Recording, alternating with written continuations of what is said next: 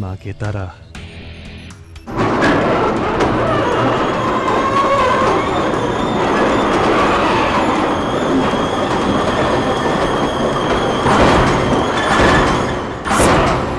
始めようか。それじゃカウント始めんぞ。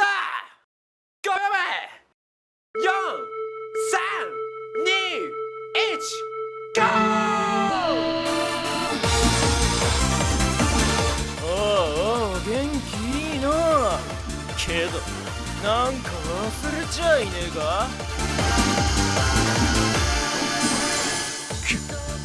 2000の高速セッティングじゃまともに走れない。なんで軌道の真ん中にゴミ捨て場があるんだよ。京神戦でここまでむちゃくちゃだったか。時代劇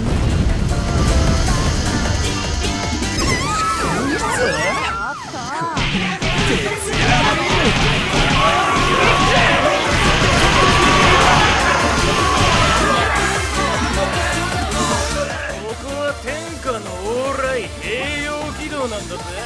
何が起こるかわかんねえよな。立ち入り禁止の柵の中、スラム軌道とカテゴリー河川で育ったお坊ちゃまにはちと難しかったか。ほらほら、さっきの元気はどこ行った。ビビってノッチ入れられねえってか。いや、生きれねえな。話にならねえぜ。だったら先に行くぜポンコツ。あばよ。いくら平洋軌道だからって線路の真ん中にゴミ捨て場や更衣室があるわきゃねえだろうが。やろう、はめやがったな。ムカついた。てめえみたいなカスには絶対負けねえからな。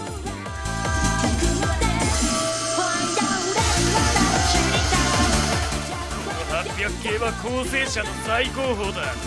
16.5 メートル、4両編成が国道上を一気に吹けるこのスピード、この極妙感、死ぬほどいいぜ。たまんねえ。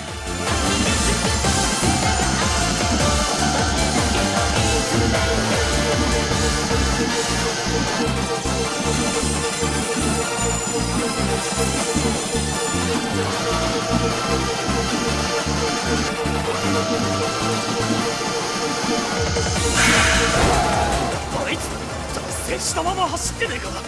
しかもぶつけた反動で伏線ドリフト。まるでデタラメなのにどんどん差を詰めてくる。初めて走る路線なのになんであんなに速いんだ。恐ろしいぜ。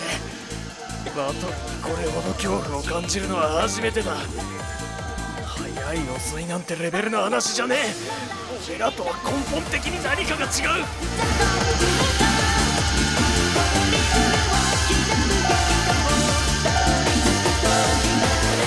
何を打ち消ついてんだ。このバトルで俺が負けるわけねえだろ。京神線や19メートル級車体じゃ絶対曲がれねえコーナーがあるんだ。事故れなくなきゃ止まるしかねえのさ。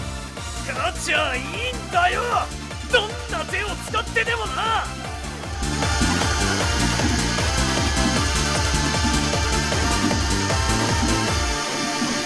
連続急勾配、急カーブじゃ小型車体と小径車輪が物を言うぜ。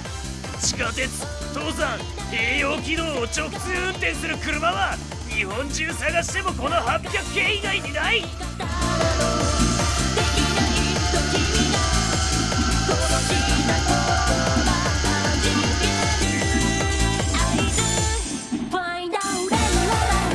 安全確保って大義名分を用意してやったんだ。ブレーキ面を開けてとっとと止まれよ。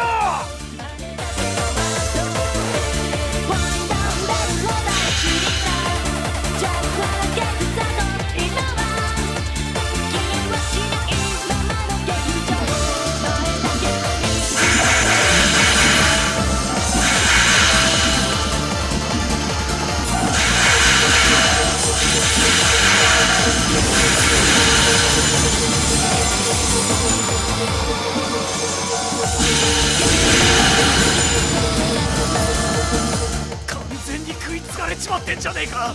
信じられねえ。どうやってあのコーナーをクリアしたんだ。けてくる。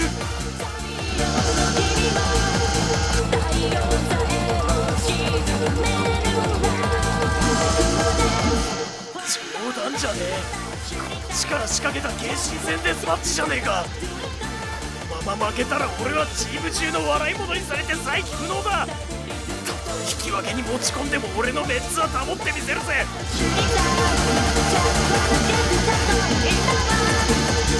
浜王つ手前直角コーナー、このバトルの結末はダブルクラッシュといこうぜ。このまま横っ腹に突っ込んで琵琶湖に押し込んでやる。てめえに勝ちはありえねえんだよ。何？